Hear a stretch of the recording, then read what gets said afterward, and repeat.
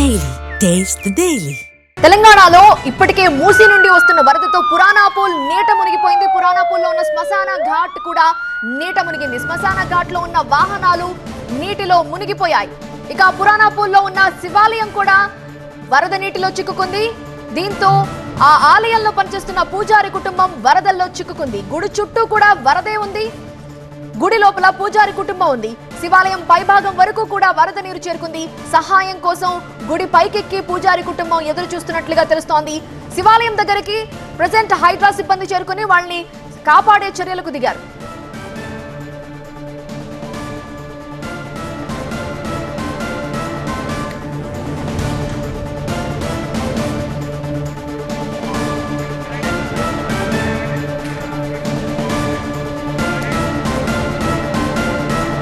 ప్రస్తుతం హైడ్రా అక్కడికి చేరుకుంది. సో వాళ్ళని సేఫ్ గా రక్షించడానికి ప్రయత్నిస్తున్నట్టుగా తెలుస్తోంది. పూర్తి వివరాలు మా ప్రతినిధి ప్రణీత లైవ్ లో అందించడానికి సిద్ధంగా ఉన్నారు. ప్రణీత, పూజారి కుటుంబం ఎంతసేపటి నుంచి వరదలో చిక్కుకుంది?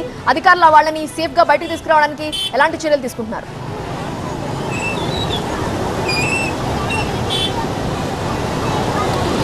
సో ఎగ్జాక్ట్లీ మనకి ఇక్కడ నుండి ఆ టెంపుల్ కనిపిస్తుంది. ఇక్కడ మనకు కనిపిస్తున్నటువంటి టెంపుల్ ఏదైతే ఉందో దానిపైనే పూజారి కుటుంబం అంతా కూడా వాళ్ళు సేఫ్గా పైకి వెళ్ళిపోయారు. సో వారిని కిందికి తీసుకొచ్చేందుకైతే టీమ్స్ కాసేపు క్రితం వరకు ప్రయత్నించాయి. అయితే అటు సైడ్ నుండి ఫ్లో ఎక్కువగా ఉండటంతో మరొక ప్రత్యామ్నాయ మార్గం నుండి వారిని రక్షించేటువంటి ప్రయత్నాన్ని హైడ్రా అధికారులు చేస్తున్నారు. అండ్ ఇటువైపు మూసీకి పక్కనే ఆనుకొని ఉన్నటువంటి టెంపుల్స్, చాలా టెంపుల్స్ మనకి ఇక్కడ కనిపిస్తున్నాయి. ఆ దూరంలో మనకు ఒక రామాలయం కనిపిస్తుంది. ఆ టెంపుల్ కూడా కంప్లీట్గా నీట మునిగిపోయినటువంటి దృశ్యాలు చూస్తున్నాము.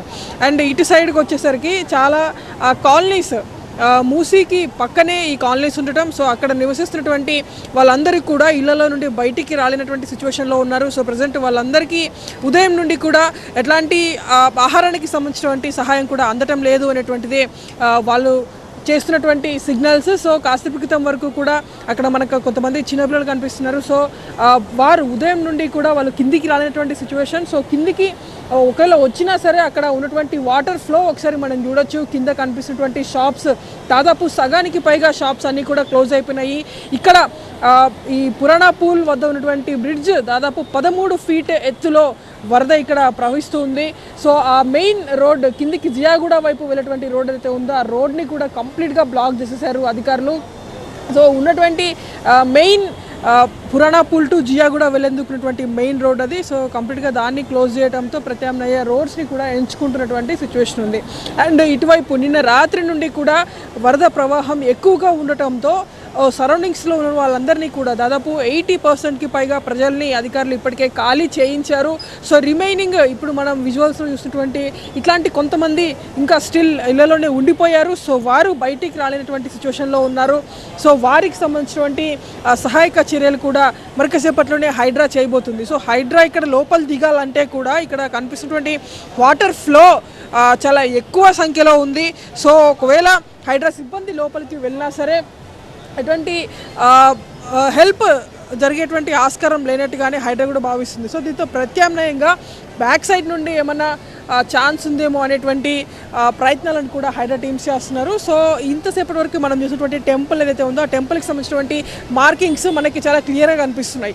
సో మూసీకి పక్కనే ఆ టెంపుల్ ఆనుకొని ఉంది. అక్కడ మనకు కనిపిస్తున్నటువంటి స్టోన్స్ ఏవైతే వైట్ కలర్ స్టోన్స్ కనిపిస్తున్నాయో దానికి ఒక ఇనుప కంచెలాగా కింద వేసి ఉంటుంది. సో ఆ ఇనుప కంచె ఎక్కడ కూడా మనకి కనిపించడం లేదు. కంప్లీట్గా వాటర్ అంతా కూడా దాన్ని కవరప్ చేసినటువంటి సిచ్యువేషన్ ఉంది. సో ఆ టెంపుల్ లోపల కేవలం పూజారి కుటుంబమే కాదు, 4 డాగ్స్ కూడా అందులోనే చిక్కుకొని ఉన్నాయి. సో వాటిని కూడా బయటకు తీసేటువంటి ప్రయత్నం కోసం హైడ్రా టీమ్ అయితే సరైనటువంటి ప్లేస్ని వాటి కోసం రెస్క్యూ ఆపరేషన్ని కొనసాగించేందుకు కూడా ప్రయత్నాలు చేస్తుంది. సో మూసీ ప్రవాహం అయితే అంతకింతకు పెరుగుతున్నటువంటి నేపథ్యంలో సరౌండింగ్స్లో ఈ 20% పీపుల్ ఎవరైతే ఉన్నారో వారిని కూడా ఇక్కడ నుండి ఖాళీ చేయించేటువంటి ప్రయత్నం అయితే హైడ్రా చేస్తుంది. రైట్ ప్రణీత.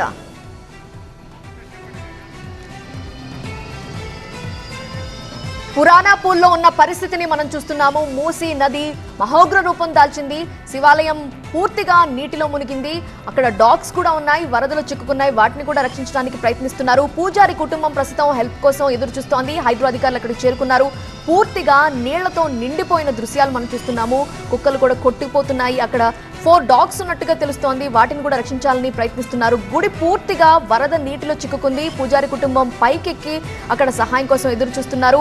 ఇంకా చుట్టుపక్కల ప్రాంతాల్లో ఉన్న ప్రజల్ని కూడా ఎవరైతే చిక్కుకున్నారో వాళ్ళని రక్షించడానికి చర్యలు చేపట్టారు అధికారులు. కానీ మూసి మహోగ్ర రూపం ఇన్నేళ్లలో ఎప్పుడు కూడా చూడలేదు. సుమారుగా 40 ఏళ్ల వరకు కూడా ఎప్పుడు చూడలేదు. ఇదే మొదటిసారి ఇంతగా వరద రావటం, పూర్తిగా మునిగిపోయిన పరిస్థితులన్నీ స్థానికులు వాపోతున్నారు.